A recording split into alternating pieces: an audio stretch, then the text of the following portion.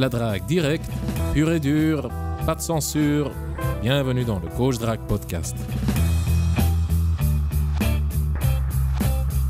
Chers auditeurs, dans cet épisode du Coach Drague Podcast, nous allons parler de deux types de drague de rue. Nous allons parler du comment, du pourquoi, des avantages et des désavantages de ces deux types de drague de rue. Et je vais aussi te donner quelques exemples. Alors, on commence par une question. Supposons que tu dragues dans la rue. Pour la plupart de mes auditeurs, ce n'est pas le cas. Ils ne draguent pas dans la rue. Ils aimeraient bien, mais ils n'osent pas encore. Supposons que tu dragues dans la rue. Comment est-ce que tu dragues dans la rue? Est-ce que tu te promènes dans les rues à la recherche de jolies filles? Ou est-ce que tu te poses à un endroit et dès que tu vois une jolie fille, tu te lèves et tu l'abordes? Avec cette question, je viens justement d'introduire ces deux types de drague de rue. Le premier type, c'est la drague de rue active. C'est la chasse. C'est comme je viens de le décrire. Tu te promènes dans les rues, tu es donc debout, tu marches et tu cherches les jolies filles. Avec le deuxième type, la drague de rue passive, ou bien la pêche, tu te poses à un endroit, comme une terrasse par exemple. Tu restes là, tu observes l'environnement, tu bois ton petit café, et dès qu'une jolie fille passe, tu te lèves et tu l'abordes. Alors, cher auditeur, comment est-ce que toi, tu dragues dans la rue? Est-ce que tu dragues de manière active? Est-ce que tu chasses? Est-ce que tu dragues de manière passive? Est-ce que tu pêches? Ou est-ce que tu fais les deux? Maintenant, pourquoi draguer de manière active? Pourquoi chasser? Ou bien, pourquoi draguer de manière passive? Et pourquoi pêcher? La réponse dépend du contexte, des circonstances. Tu sais, j'habite dans une petite ville. Et pour avoir plus de volume, je dois prendre le train pour aller dans une autre ville. Je dois prendre le train car je n'ai tout simplement pas de permis de conduire. Et dans cette autre ville, c'est plus avantageux pour moi. Il y a des exceptions, mais en général, c'est plus avantageux pour moi de draguer de manière passive, de pêcher, de m'asseoir sur une terrasse et d'attendre jusqu'à ce qu'une jolie fille passe pour me lever et l'aborder. Et c'est une question d'environnement, de conditions, de circonstances. Je t'explique. À partir de 7-8 heures du soir, les gens vont boire un verre au centre-ville. Ils vont boire un verre sur une des terrasses sur la grande place. Donc, à partir de 7-8 heures, il y a beaucoup de monde. Mais il y a peu de mouvement, car tout le monde est assis sur les terrasses. Il y a plein de terrasses. La grande place est constituée que de bars avec des terrasses. Donc, ça ne sert à rien de me promener et de chercher de jolies filles dans la rue, vu que 80-90% des gens sont assis sur une des terrasses sur la grande place. Par contre, ce qui est beaucoup plus efficace, c'est de m'asseoir sur une terrasse à un endroit stratégique. La grande place a plusieurs points d'entrée et de sortie. Autrement dit, plusieurs rues mènent à la grande place. Et moi, j'ai choisi l'artère principale.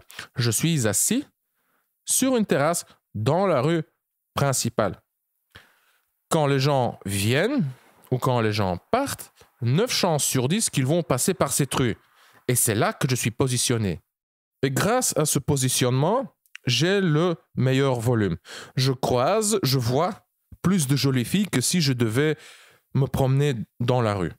Tu peux appliquer cette approche à d'autres endroits stratégiques, comme la gare centrale. J'applique la même stratégie à la gare centrale de Bruxelles ou bien à la gare centrale à Anvers. Car à la gare, à des intervalles réguliers ou irréguliers, les trains arrivent, déposent des centaines de passagers et parmi ces passagers, il y a de temps en temps des jolies filles. Donc à des intervalles réguliers ou irréguliers, la gare crache littéralement, produit, éjecte de jolies filles. Maintenant, quand est-ce que c'est plus avantageux de draguer de manière active? Quand est-ce que c'est plus avantageux de chasser, de marcher dans la rue et de chercher de jolies filles? C'est plus avantageux de draguer de manière active quand l'environnement est plus chaotique, quand la foule est moins condensé, moins centralisé. Par exemple, tu as un grand centre-ville avec beaucoup de mouvements, de gens qui marchent, qui viennent, qui partent, avec beaucoup de rues. Quand il y a suffisamment de volume, tout simplement, et quand l'environnement est suffisamment grand. Par exemple, une grande rue commerçante. Là, tu peux tranquillement te promener, faire des allers-retours et aborder des filles. Mais attention, tu peux également appliquer la méthode passive dans ces environnements chaotiques. Voilà, tu t'assieds dans la rue commerçante sur une terrasse et les jolies filles passent et tu les abordes. À toi de voir ce que tu préfères. Ceci nous mène au point suivant, les avantages et les désavantages des deux méthodes. L'avantage de la méthode passive, donc l'avantage de la pêche, tu es posé à un endroit et voilà, tu abordes quand les jolies filles passent. C'est que ton environnement est très statique, très prévisible. Ce variable, tu le maîtrises, tu ne dois pas tenir compte de l'environnement du tout. C'est chaque fois le même environnement, ou plus ou moins. Et là, tu peux te concentrer entièrement sur l'interaction avec la fille. Et si tu utilises, disons, des phrases d'approche, des routines, si tu utilises les mêmes phrases d'approche, ou plus ou moins, là, tu peux entièrement te concentrer sur le langage du corps de la fille et sur le ton émotionnel de l'interaction. Un autre avantage de la méthode passive, c'est qu'à un moment, tu peux bâtir une petite base de supporters. C'est très particulier comme phénomène. Si tu es léger, confiant, enjoué, tu ne te prends pas trop au sérieux et tu procures vraiment du plaisir aux filles que tu abordes, tu les abordes avec le sourire, elles réagissent bien, qu'elles acceptent, tes avances, qu'elles te donnent leur numéro ou pas, c'est secondaire, c'est l'énergie qui compte. Alors, donc, si tu dégages cette énergie, si tu es positif, radiant, souriant, etc., si tu abordes les filles et vos interactions sont chouettes et gaies, alors les gens autour de toi qui t'observent, car d'office, il y aura une partie des gens qui vont capter ce que tu es en train de faire, ils vont aimer. Ils vont aimer car ils vont également être contaminés par ton état émotionnel. C'est un peu... Oui, tu crées un peu une ambiance de printemps comme ça, avec les fleurs, les abeilles, les papillons, les petits oiseaux. Tel mec là, léger, souriant, confiant, qui boit son petit café ou sa petite bière et qui court après les jolies filles pour leur procurer du plaisir tout simplement. Tu leur fais passer un bon moment, tu leur procures le sourire. Voilà. Et les gens autour de toi qui voient ça, ils le ressentent. Et ils se laissent contaminer par tes ondes positives. Et voilà, tu leur procures un peu de divertissement et ils aiment bien. Et certaines personnes vont même engager la conversation avec toi, ce qui, d'une part, va t'encourager, ça va te rendre encore plus fluide à ce moment-là. Bon, l'inconvénient, c'est que ça peut te distraire un petit peu. Tu perds ton focus, ton objectif de vue, vu que tu es là pour draguer les filles. Mais en général, c'est une chose positive. Et donc, tu te crées une petite base, les gens t'encouragent, tu as des supporters, il y a une bonne ambiance et ça te booste le moral davantage. Tu te sens encore plus confiant. Maintenant, je te déconseille de faire ça quand tu n'es pas encore à l'aise. Si tu as encore peur du regard des autres, si tu as encore la peur de l'approche, si tu es nerveux, tendu, crispé, alors je te déconseille cette méthode passive. Tu vas te prendre d'office des râteaux, mais si tu prends ces râteaux en public, tu vas te sentir jugé, tu vas avoir l'impression que tout le monde te regarde de travers. Et voilà, ça va te bousiller le moral. Donc, si tu n'es pas encore à l'aise, si tu n'es pas encore détendu, si tu as encore la peur de l'approche, si tu ne t'es pas encore échauffé socialement et verbalement, alors là, je te conseille la drague active. Tu te promènes dans la rue et tu abordes les filles. Car le grand avantage, justement, de la drague active, c'est le renouvellement. La durée de vie dans la rue est hyper courte. Si tu te prends un râteau, 10, 15, 20 ou 30 secondes plus tard, les gens autour de toi ne seront plus les mêmes. Ils ne seront plus là. Déjà, à la base, ces gens s'en foutent. Ils s'en foutent que tu réussisses ou que tu foires, ils s'en foutent de toi. Mais quand tu as peur, quand tu es nerveux, tu as l'impression que tout le monde te regarde et que tu es la préoccupation numéro 1 de ces gens. Mais donc, encore une fois, la durée de vie est très courte dans la rue. Dans 10, 15, 20 ou 30 secondes, hop, les gens qui t'ont vu ne seront plus là. Dans 10, 15, 20 ou 30 secondes, hop, il y aura de nouvelles filles. Donc, ça, c'est le grand avantage de la drague active, de la chasse. Tu te promènes dans la rue, tu foires, 10 ou 15, 20, 30 secondes plus tard, tu as une nouvelle chance dans un nouvel environnement social, pour ainsi dire. Encore un avantage de la drague active, c'est que tu es déjà en mouvement. Et c'est plus facile donc d'aborder une fille quand tu es déjà en mouvement que de passer d'un état passif, pour ainsi dire, à un état actif. Cher auditeur, je t'avais également promis quelques exemples, mais là je vois qu'il commence à se faire tard et je dois aller chercher mon fils. Au final, ces exemples ne sont pas si importants car une fois que tu as abordé la fille, les étapes de séduction restent les mêmes. Ça ne change pas grand-chose.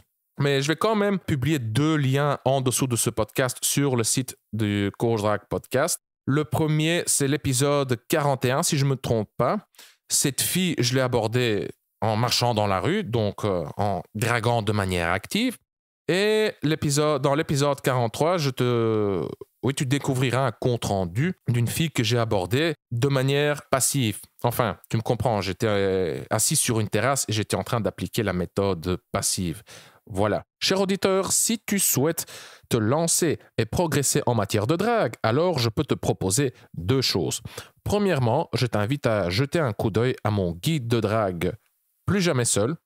Dans Plus jamais seul, tu découvriras un tas de techniques, astuces, stratégies pour te lancer et progresser en matière de drague. Si tu veux vaincre la peur de l'approche, si tu veux devenir plus confiant, plus à l'aise, plus fluide dans tes interactions avec les femmes, si tu souhaites rencontrer plus de femmes, si tu souhaites multiplier tes conquêtes, alors jette un coup d'œil à Plus jamais seul. Deuxièmement, cher auditeur, si tu en as marre de faire du surplace, si tu en as marre de lire des blog posts, de regarder des vidéos sur YouTube et d'écouter des podcasts sans oser faire le pas, sans oser enfin te lancer sur le terrain, alors je t'invite à jeter un coup d'œil à la page de présentation de l'atelier Coup de pied au cul. L'atelier Coup de pied au cul est un atelier pratique qui dure 5 heures. Nous allons draguer juste toi et moi. Nous allons pratiquer la drague directe, pure et dure, pas de censure. Encore une fois, juste toi et moi. Je vais t'apprendre à surmonter la peur de l'approche. Je vais t'apprendre à développer et à mener des conversations fluides, légères, enjouées et sexuellement chargées. Je vais t'apprendre à prendre le numéro de la fille, à fixer le rendez-vous. Je vais te donner des tuyaux pour réussir tes rendez-vous. Je vais t'apprendre à comment passer du rendez-vous à la chambre à coucher. Enfin, tu vois ce que je veux dire. Bref, je vais t'apprendre à passer de blabla à crac-crac le plus rapidement possible. À la fin de l'atelier, tu auras également une série de conseils, un plan d'action ou un petit système adapté à tes besoins, à ta personne, à ton environnement, à tes conditions pour, premièrement, booster ton sexual market value, ta valeur sur le marché de l'amour, et deuxièmement, pour pouvoir voler de tes propres ailes, pour pouvoir te démerder tout seul, pour pouvoir progresser à mi-long et à long terme en matière de drague. Pour plus d'infos sur l'atelier Coup de pied au cul et sur le guide de drague Plus jamais seul, clique sur les liens se trouvant en dessous de ce podcast sur le site du Coach Drag Podcast. Je suis Consti de coachdrag.com. Merci d'avoir écouté le Coach Drag Podcast. On se voit dans le prochain épisode. Bonne drague.